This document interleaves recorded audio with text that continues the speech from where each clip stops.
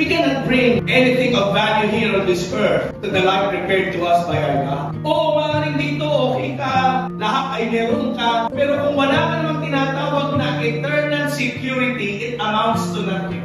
Ang kagandahan sa anak ng Diyos ay ito. Pinagpala tayo, ano man ang sitwasyon natin, maaaring kulang tayo sa kakayahan, maaaring kulang tayo sa kayamanan, pero hindi tayo kulang sa presensya at kabutihan ng ating Panginoon. And we can even bless people's lives if they are being blessed by God tremendously. Pero Kristiyano, there is so much more. There is that ultimate blessing of being in the presence of God throughout all eternity. The title of the message that I would like to share with you on our Youth Alive Sunday is The Blessed Life. The Blessed Life. What does it mean when people say, God bless you? Ano kaya ang kahulugan kapag ka ang tao sinabihan ka ng God bless you? At ano kaya ang kahulugan pagka ikaw naman ang nagsabi ng God bless you sa isang tao? Ang salitang God bless you, for some, it is just something that we say after someone sneezes. Pag kami nahatching, di ba? Lalo na nasa loob kayo ng elevator, pag humatching isa, Hashi! Anong sinasabi? God bless you. Kadalasan ay ganun.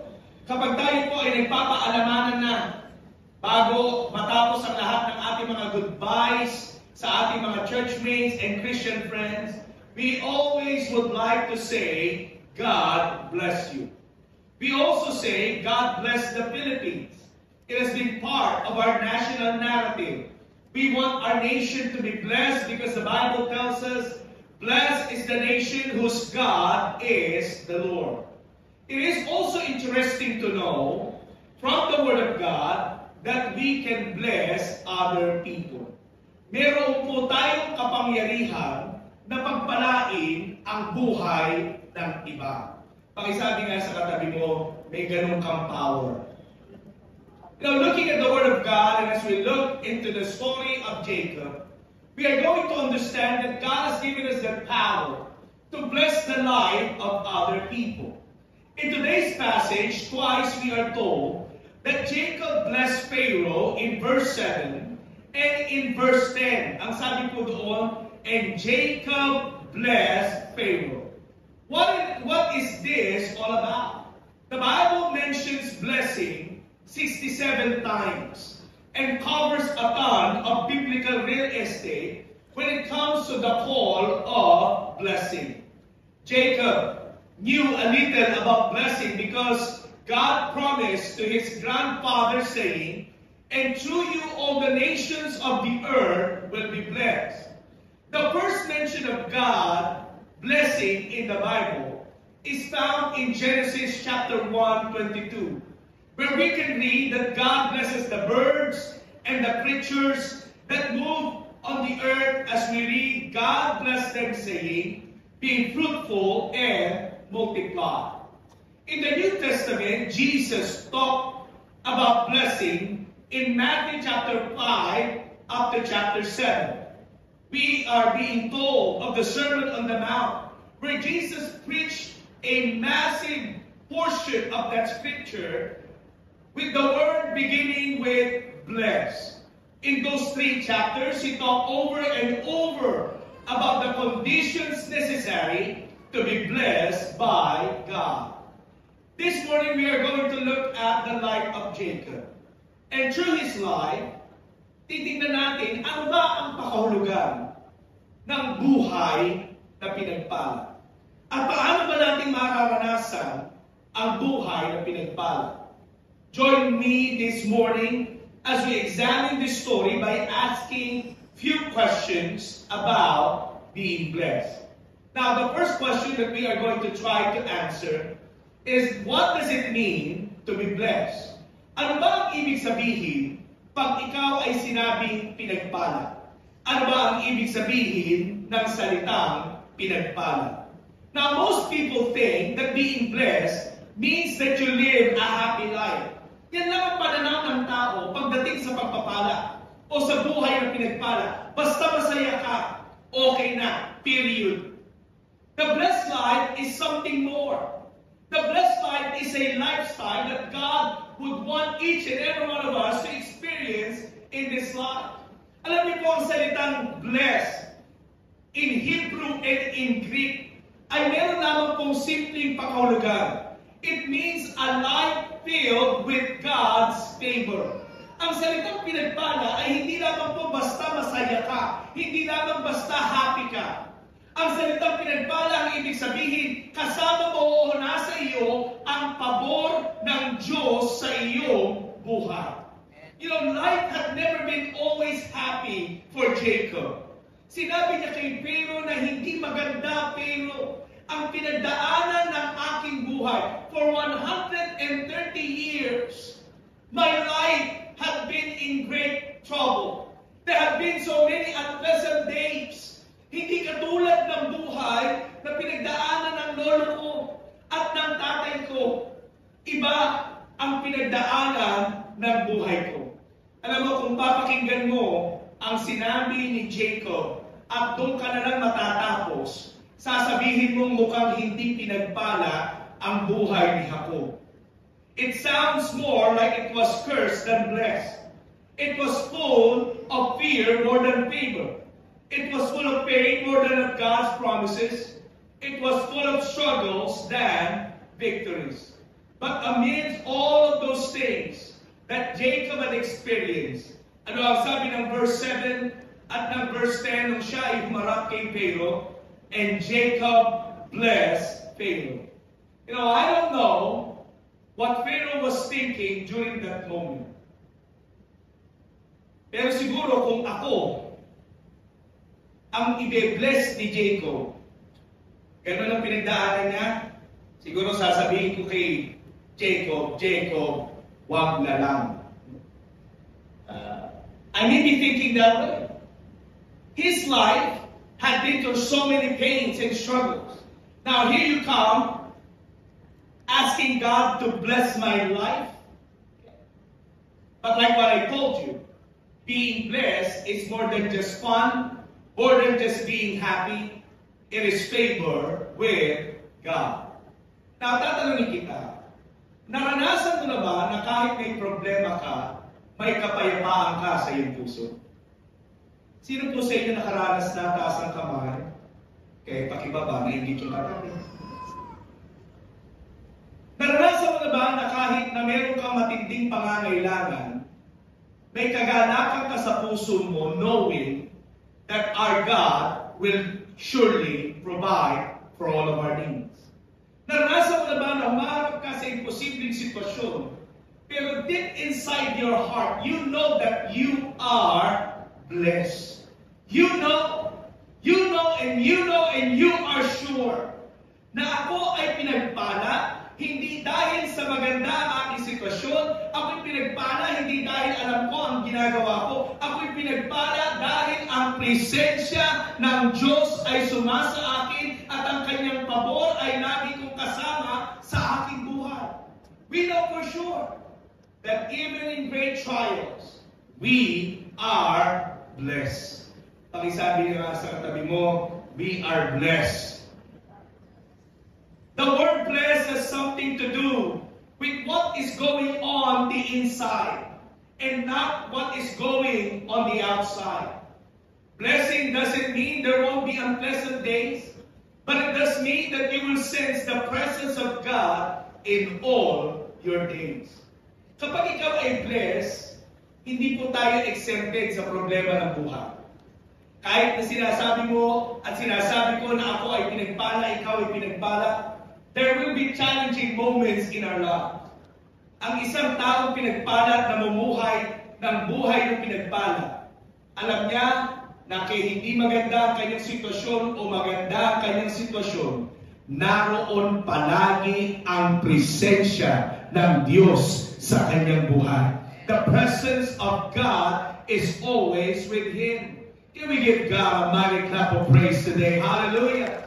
In every single moment, in every single day, just like when the Bible tells us He will never leave us, He will never forsake us. You know, Jacob blessed Pharaoh, and in so doing, Jacob also pointed out ang mga bagay na wala si Pharaoh. Yes, si Pharaoh, he had all the grains. Yes, si Pharaoh, he had all the money that he can have in the world. He had the palace that everybody wanted. He had a country that everybody envied. He had all the stuff, but he did not have what really satisfies. He did not have God. Therefore, he was not blessed. I know a bunch of people who have big houses, nice houses, but they don't have much of a home because God is not present in their life. Kahit na napakalalaki ng bahay, ang gulo-gulo naman. Lagi naman nag-aaway. Walang kapayapaan. Bakit? Wala doon ang presensya ng Panginoon. I know from experience about so many people who have lots of money but they feel bankrupt inside. Now, before I entered the full-time pastoring, ako po ay nagnenegosyo noon ng buy and sell dyan sa Mindanao Avenue. Okay? Ang pwesto ko po noon ay nasa tabi ng simbahan ng Charbel at doon sa Pagtikumo, basta katabi ng Mercury Drugs sa Mindanao Avenue. Nung ako po'y nagninegosyo pa, alam nila ako'y nagpapastor part-time. And lumapit sa akin yung isa sa mga negosyante rin sa kabilang pwesto. Sabi niya sa akin, Pastor, alam mo may problema ako. Sabi ko sa kanya, anong problema mo? Sabi niya sa akin, alam mo, dami-dami kong pera, Pastor, pero ang lungkot-lungkot ko. Niloko, biniro ko pa nga siya. Ibigay mo sa akin. Yung pera mo, masyado palang madami. But I told him, sabi ko sa kanya, bakit? Ano bang nangyayari sa iyo? Sabi niya, sinubukan ko na lahat, drugs, lahat ng kung ano mang bisyo, but still I'm not really fulfilled. I'm not really satisfied. I'm empty deep inside. Alam mo, sabi ko sa kanya, lahat meron ka, pero ang problema mo, wala ang Diyos sa buhay mo. I have been so honest with Him. Kahit na yung iba namin kasama, niloloko ko ang tawag sa akin, si Father, but I kept on telling him, you need God. You need God in your life. Hindi ko namamalaya, when I was preaching on a midweek service at Word of Hope Central, I saw him attending the service. Nandoon siya sa dulo, nakaganon. And he was listening to the message. After I called the altar, inviting people to come to Jesus, isa siya sa mga humakbang papunta sa altar at ibinigay ang buhay niya sa Panginoon. After this point of time, he kept and he's attending Sunday services and worship services. Nung kami huling nagkita, sabi niya sa akin, Pastor, salamat. Because you never hesitated to tell me that I need God. Nabago ang buhay ko nang dumating si Kristo sa puso ko. Ini-invite niya pa rin ako, sabi niya sa akin, Pastor, kung makakaisip ka ulit na bumalik sa pagninegosyo, sabihan mo lang ako. Pwede tayo magsosyo. But I told him, no, I won't go back doing the same business. I am a full-time pastor now. What I'm telling you, brothers and sisters, is that you can have everything in this world, but can still feel bankrupt if the presence of God is not in your life. Ang sinasabi ko ng Romans 14:17, the blessed life is the kingdom life. The kingdom life, it says, in Romans 14:17, the kingdom of God is not of eating and drinking. The great Pharaoh had all that and then some. He had so much food in the middle of the famine. Sabi ng Bible, meron siyang kakayanan si Joseph na bigyan ng 5 doble bawat kapatid niya ng lahat ng pagkain at lahat nilang pangangailangan nung sila ay pumunta sa Egypt para bumili ng pagkain. Now, over and over again, the Bible tells us the kingdom of God is not eating and drinking. It's not about the stuff that can acquire in this world. It's not about the things that our hands can hold upon. For the kingdom of God is not eating and drinking, but righteousness and peace and joy in the Holy Spirit. Yes, Jacob had so many troubles. Maraming pinagdaan ng problema si Jacob. But he had the righteousness of God. Jacob had so many problems, but he had peace of God. Things had not always been easy in the life of Jacob, but he had the joy of God in his life. Do you know why? Alam mo ba kung bakit? Because the Spirit of God was with him. At namumuhay si Jacob na ang Diyos ang nagahari sa kanyang puso at sa kanyang buhay. Brothers and sisters, if you are looking for real joy and long-term satisfaction in life, it doesn't come from the things that we acquire or things that you're thinking that can make you happy. Wala sa bagay na mundong ito ang makapagbibigay sa atin ng totoong kaganapan, totoong saya sa puso ng bawat isa sa atin. Ang tanging makapagbibigay lang sa atin ng totoong satisfaction, ng totoong kaganapan ay ang hindi napupuknat na presensya ng Diyos sa ating pong mga buhay. Knowing that God is with you, it will truly give you peace. It will truly give you a certain joy. Na anuman ang sitwasyon, I'm not going to be scared because I know I'm blessed because my God is with me. Pharaoh had it all. He basically had the whole known world in his hands. Ang sabi ng Bible, napakayaman ng Egypt. He had money, he had power, he had prestige, and everything that most humans pursue. But Jacob knew there was something more. Nakita ni Jacob that there is a God-sized hole in the heart of Pharaoh that only God can fill. Ang buhay na pinagpala is the kingdom life where the one who was meant to be king of your life sits on his rightful throne of your heart and fills your kingdom with his. Ang buhay na pinagpala ay buhay na ang Diyos ang naluluklok sa iyong puso at sa aking puso.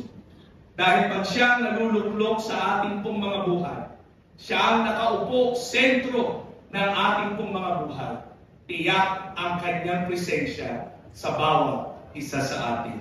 Secondly, what happens to people who are blessed? Ano ba ang nangyayari pag ikaw ay pinagpala? Sabi ng verse 11 to 26, so Joseph settled his father and his brothers and gave them possession in the land of Egypt, in the best land of Ramesses, as Pharaoh had ordered. When we are living the blessed life, we become a blessing to the people around us. Pag ikaw ay pinagpala, nagiging pagpapala ka din sa buhay ng mga taong nakapalibot sa atin. God's primary goal in blessing us goes beyond us. It extends to others around us. Pansinin niyo ang buhay ni Joseph. He knew exactly that God had spared him mula sa bangis ng kanyang mga pinagdaanan sa buhay. From prison, he became the prime minister of Egypt. His life was tremendously blessed by God. Pero alam ni Joseph na hindi doon natatapos ang pagpapala ng Panginoon. Sabi ng Bible, siya ang naging daan upang ang lahat ng tao during the famine sa taggutom ay magkaroon ng pagkain. At dahil kay Joseph, a man blessed by God, he gave lands, the finest lands, the best lands, to his father and to his brothers. Think about that. Sila ay pumunta sa Egypt with nothing. They were buying food. Nung naihayag na yung governor ay si Joseph, pinatawag ni Joseph ang kanyang ama, pinadala niya sa Egypt, and from that on, they lived a blessed life. Why? Because this man Joseph had been used by God to bless his family's life. Ang totoong pinagpala ay pagpapala sa iba. Pakisabi nga sa katabi mo, pagpapala sa iba. Ang taong talagang namumuhay na pinagpala, he or she would be a blessing to others. An anonymous writer once mentioned, God will give to you if He can give through you. God can give to you if He can give through you. Hindi titigil ang pagkakaloob sa iyo ng Panginoon ng kanyang biyaya kung ikaw ay biyaya sa buhay ng iba. Hindi titigil ang pagpapala ng Diyos sa iyo kung ikaw ay pagpapala sa buhay ng iba. Joseph became the conduit of God's blessing para sa kanyang pamilya, para sa Egypt, at para sa lahat ng tao na nagugutom noong kanyang kapanahunan. The reason why a blessed person is such a blessing to others is because people can see God in his or her life. Now let me just tell you this, brothers and sisters. You don't have to depend on someone else's testimony. You have your own testimony. Oo, maganda na nabe-bless tayo. Oo, na-i-inspire tayo sa patotoo ng iba. But let me tell you this morning, merong sariling patotoo ng kabutihan, ng katapatan at kapangyarihan ang Diyos sa buhay mo at sa buhay ko. And you've got to tell that story. You've got to speak of that testimony. Why? Because it can bless the life of other people. Jacob was a blessed man. His testimony had been used to bless others. Everyone in life has pain, and Jacob was no exception. Dumaan sa matinding pain ang buhay ni Jacob. Bakit? He thought that his story had ended in Genesis chapter 37. Ano ba ang meron sa Genesis chapter 37? Ito yung kwentong umuwi ang kanyang mga anak at sinabi sa kanya na yung anak mong si Joseph ay nilapa ng mabangis na halo. Patay na siya. It was the time na ang puso ni Jacob ay naduro. Si Joseph ang kanyang pinakamamahal na anak. He thought that his story had ended in chapter 37 of the book of Genesis. Pero alam niyo mga kapatid, God had chapter 46 and onwards sa buhay ni Jacob. He was reunited to his son Joseph, and all of the days of his remaining days na kasama ang kanyang anak, he had seen nothing but the goodness of God. Brothers and sisters, your life is a blessing because when God is in the story, your story is never over. Kapag ang Diyos ay kasama sa kwento ng buhay mo, hindi kailanman nagtatapos ang kwento ng iyong buhay. Pakitanong nga yung katabi mo, kasama ba si Lord sa kwento mo? Kung ayaw kang kausapin, kasama ba ang Diyos sa mga kwento ng ating pong mga buhay? Now, I want you to understand na kailanman po ay hindi nagkukwento si Lord ng bitin ang ending. God finishes the story. And He finishes the story of Jacob in a very powerful way. God has got more chapters ahead in your life. Oo, maaaring ang chapters ng buhay mo ngayon ay puro pasakit. Oo, maaaring ang chapters ng buhay mo ngayon puro problema. Oo, maaaring sa mga nakaraang chapters ng aklat ng buhay mo, puro talagang drama ng buhay, sakit ng damdamin, at lagi kang naiiyak. But let me tell you, hindi pa tapos ang Diyos sa buhay mo. Meron pa mga kasunod na chapter ng kanyang kabutihan, ng kanyang katapatan, ng kanyang himala, at pagkilos sa bawat isa sa atin. There are so many chapters ahead of us. When God is in your story, it's never over. Jacob is a blessing to us because his story provides a powerful testimony that even if your life has been hard, God's not finished with the story yet. Pakisabi nga sa katabi mo, hindi pa tapos sa iyo si Lord. God is not yet done with us.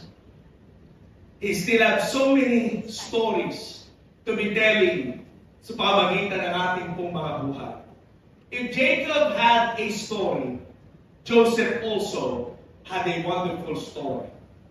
Pagmula sa pagiging alipin sa Egypt, nakulong dahil pinagbintangan ng asawa ni Potiphar. And then, after interpreting the dreams of Pharaoh, Joseph became the governor or the prime minister of the entire Egyptian empire. Alam niyo, si Joseph was a man of grace. Imbis na gumanti siya sa kanyang mga kapatid sa ginawang pagbenta sa kanya sa Egypt, ang sabi ng binasa natin kanina, he gave lands to his brothers. Binigyan niya ng lupa at nabuhay ng marangya ang kanyang mga kapatid sa lugar ng Egypt. In verse 11, we can read anong klaseng ginawa ng buhay ni Joseph sa kanyang pamilya o sa kanyang mga kapatid. As a matter of fact, it has been speculated by the scholars na yumaman ang Egypt not because of Pharaoh, but because of Joseph during his time. Lumawak ang lupain ng Ehipto, hindi dahil kay Pharaoh, kundi dahil kay Joseph during the time of famine.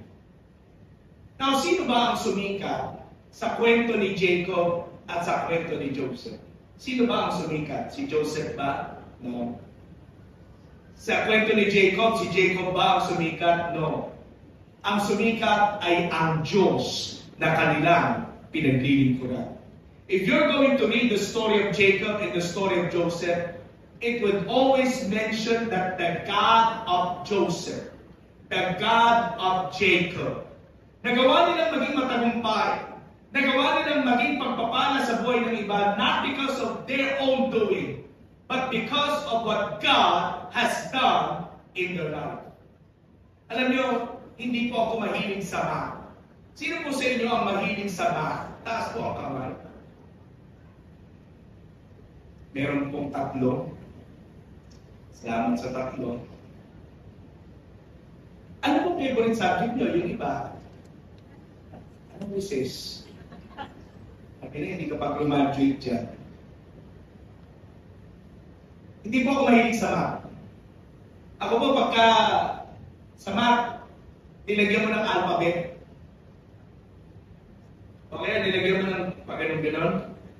Nagka-allergy po. I'm out pag gano'n ang klase ng math. Pero ang alam ko sa math ay ito. Okay? A variable, pagka nilagyan mo ng variable, the outcome will be different. A variable is defined as an alphabet or term that represents an unknown number or unknown value or unknown quantity. It is a placeholder for mathematical objects. One thing I understood about this kind of math, when you change the variable in an equation, you change the outcome of the equation. Pag ang numbers, nilagyan mo ng letters, iba na ang magiging sagot. Okay? Iba na ang magiging value nito. In other words, when you factor in the new variable, everything changes. Now listen. The same is true in life. When you factor God into your life equation, the outcome is about to change. Nababago ang outcome ng buhay pagkasama si Lord sa equation ng buhay mo. Pakitanong nga yung katabi mo, kasama mo ba si Lord? Sa equation ng buhay mo, kasama mo ba ang Diyos? Sa equation ng buhay mo? The blessed life is one when God has been factored in and changes the whole outcome of the equation. Ano ang sabi ng Bible? The Bible communicates things like this. With God, with men rather, things may be impossible. Sa tao, imposible na mangyari ito. Imposible. Yan ang sinasabi ng Matthew 19:26. With men, things may be impossible. But if you are going to factor in God, with men, things may be impossible. But with God, nothing is impossible. The Bible tells us that we can do all things hindi sa sarili natin. Because human nature will tell us, hindi natin kayang gawin ang lahat ng bagay. But if you are going to put God in the equation, we can do all things through Christ who gives us strength. We know that when God is involved in your life, the outcome changes. Pag isinama mo ang Diyos sa buhay mo, nababago ang nagiging resulta sa iyong buhay. Let me encourage you and invite you to put God in your life's equation. Jacob did, and his sad story became a celebration story. Joseph did, from a prisoner becoming the prime minister. This blessed man became a blessing. That is what happens when you are blessed. Last but not least, where does the blessed life take you? Saan ka dadalhin ng buhay na pinagpala? In verse 28 of chapter 47, Jacob lived in the land of Egypt 17 years. So the length of Jacob's life was 147. Dumating siya sa Egypt, ang edad niya ay 130. He celebrated 17 birthdays. Kasama ang kanyang anak na si Jacob at ang iba niya pang mga anak. Jacob was a blessing, and now he has about to inherit his ultimate blessing. Alam niyo ang kagandahan nito? Pinakita ni Jacob sa kanyang istorya na ang totoong buhay na pinagpala is not just reuniting with his son, Joseph. It's not just about being fed during the time of famine. It's not just about having the finest land in Egypt. Pinakita dito ni Jacob sa kanyang istorya in Genesis chapter 47 that the ultimate blessing is going home to his eternal God. Na siya ay uuwi na sa kanyang Diyos na manlilikha. You see, brothers and sisters, the ultimate blessing is not this world. Pakisabi nga sa katabi mo, hindi dito. Ang ultimate blessing ay hindi po makamit ang mga gusto natin. Hindi po magkaroon ng mga ninanais natin. Ang ultimate blessing, mga magulang, mga kapatid, the greatest blessing is the blessing that there is not the final chapter. There is the door into the true promised land. Ang totoong buhay na pinagpala ay ito. Pinagpala ka dahil ano man ang mangyari, anumang season, kasama mo ang Panginoon. That's the blessed life. Ang blessed life ay hindi ka lang basta pinagpala para pagpalain ng iba. Ang totoong pinagpala, makinig ka, na kahit pagpikit ng iyong mata sa mundong ibabaw, alam mo, sa muling pagmulat nito, kaharap mo na ang ating dakilang manlilikha at tayo ay nasa kanyang presensya sa lugar na tinatawag na kalangitan na inihanda ni Kristo sa bawat isa sa atin. Yun ang buhay na totoong pinagpala. Now let me tell you, everything that you have in this world, you cannot carry it on the another life. You cannot have it. Kahit na napakadami mong sasakyan, oh man, you cannot put it in the box. Somebody tried